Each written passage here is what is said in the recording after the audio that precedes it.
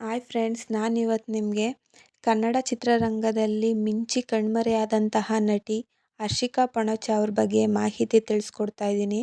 ಹರ್ಷಿಕಾ ಪಣಚ ಅವರು ಹುಟ್ಟಿದ್ದು ಬಂದು ಮೇ 1, 1994. ಪ್ರಸ್ತುತ ಇವರಿಗೆ 32 ವರ್ಷ ವಯಸ್ಸಾಗಿದೆ ಅಂತ ಹೇಳ್ಬೋದು. ಇವರು ಹುಟ್ಟಿದ್ದು ಬಂದು ಅಮಾತಿ, ಕೊಡಗು ಡಿಸ್ಟಿಕ್ ಅಲ್ಲಿ ಇವರು ಜನಿಸಿರೋವಂಥದ್ದು. ಬ್ಯಾಚುಲರ್ ಆಫ್ ಇಂಜಿನಿಯರ್ನ ಕಂಪ್ಲೀಟ್ ಮಾಡಿದ್ದಾರೆ ನಮ್ಮ ಹರ್ಷಿಕಾ ಪಣಚ ಅವರು. ಹಾಗೆ ಇವರ ತಂದೆ ಹೆಸರು ಬಂದು ಉದಪಂಡ ಪಣಚ ಅಂತ, ಹಾಗೆ ತಾಯಿ ಹೆಸರು ಬಂದು ಶಾಂಭವಿ ಅಂತ. ಹಾಗೆ ಇವರು ಮೊದಲಿಂದನೂ ಆ್ಯಕ್ಟಿಂಗ್ ಬಗ್ಗೆ ತುಂಬಾ ಆಸಕ್ತಿಯನ್ನು ಹೊಂದಿದ್ರು ನಮ್ಮ ಹರ್ಷಿಕಾ ಪಣಚ ಅವರು. ಆದರೆ ಮೊದಲು ಯಾವುದೇ ಕ್ಯಾರೆಕ್ಟರ್ಗಳು ಕೂಡ ಇವರಿಗೆ ಸಿಗ್ತಿರಲಿಲ್ಲ.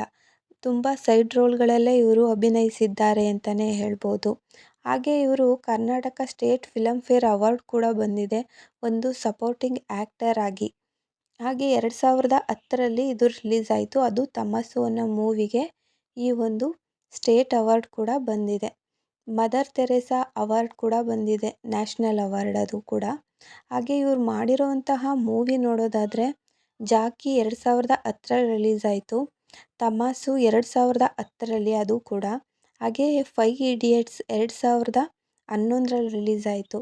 ಹಾಗೆ ಉಪೇಂದ್ರ ಮತ್ತೆ ಬಂದ, ಈ ಮೂವಿಗಳಲ್ಲಿ ಇವರು ಒಂದು ಸೈಡ್ ರೋಲ್ನ ಪ್ಲೇ ಮಾಡಿದ್ದಾರೆ ಅಂತಲೇ ಹೇಳ್ಬೋದು ನಮ್ಮ ಹರ್ಷಿಕಾ ಪಣಚ ಅವರು. ಹರ್ಷಿಕಾ ಪಣಚ ಅವರು ಈಗ ಸದ್ಯಕ್ಕೆ ನೋಡೋದಾದರೂ ಒಂದು ಚಾರಿಟಿ ವರ್ಕ್ನ ಮಾಡ್ತಿದ್ದಾರೆ. ಅದು ಕೂಡ ಭುವನಂ ಫೌಂಡೇಶನ್ ಅಂತ ಇವರೇ ಒಂದು ಹೊಸ ಫೌಂಡೇಶನ್ ಮಾಡಿ ಅದನ್ನು ಚಾರಿಟಿನ ರನ್ ಮಾಡ್ತಿದ್ದಾರೆ ನಮ್ಮ ಹರ್ಷಿಕಾ ಪಣಚ ಅವರು. ಹರ್ಷಿಕಾ ಪಣಚ ಅವರು ಮದುವೆ ಆಗಿದ್ದು ಬಂದು 2023ರಲ್ಲಿ ಆಗಸ್ಟ್ 24 ಭುವನ್ ಪೊನ್ನಣ್ಣ ಅವ್ರನ್ನ ಮದುವೆ ಆಗ್ತಾರೆ ನಮ್ಮ ಹರ್ಷಿಕಾ ಪಣಚ ಅವರು. ಹಾಗೆ ಇವ್ರಿಗೆ ಮುದ್ದಾದ ಒಬ್ಬಳು ಮಗಳು ಕೂಡ ಇದ್ದಾರೆ. ಅವ್ರ ಹೆಸರು ಬಂದು ಶ್ರೀದೇವಿ ಪೊನ್ನಕ್ಕ ಅಂತ. ಶ್ರೀದೇವಿ ಪೊನ್ನಕ್ಕ ಅದು ಮಗಳ ಹೆಸರಾಗಿದೆ. ಮಗು ಹುಟ್ಟಿದ್ದು 2025ರಲ್ಲಿ ಅಂತಲೇ ಹೇಳ್ಬೋದು. ಹರ್ಷಿಕಾ ಪಣಚ ಅವ್ರಿಗೆ ಇನ್ನೂ ಒಳ್ಳೆ ಆ್ಯಕ್ಟಿಂಗ್ ಫೀಲ್ಡಲ್ಲಿ ಒಳ್ಳೊಳ್ಳೆ ಆಫರ್ಗಳು ಬರಲಿ ಅಂತ ಕೇಳ್ಕೊತೀನಿ. ಈಗ ಸದ್ಯಕ್ಕೆ ಇವರು ಸಿನಿಮಾ ರಂಗದಿಂದ ದೂರನೇ ಇದ್ದಾರೆ ಅಂತಲೇ ಹೇಳ್ಬೋದು. ಏಕೆಂದರೆ ಅವ್ರಿಗೆ ತುಂಬಾ ಇಷ್ಟ ಫ್ಯಾಮಿಲಿ ಜೊತೆ ಇರೋವಂಥದ್ದಾದರೆ. ಹಾಗೆಯೇ ಒಂದು ಪುಟಾಣಿ ಪಾಪು ಇರೋದ್ರಿಂದ ಕೂಡ ಅವರು ಸಿನಿಮಾ ರಂಗನ ತೊರೆದಿದ್ದಾರೆ ಅಂತಲೇ ಹೇಳ್ಬೋದು.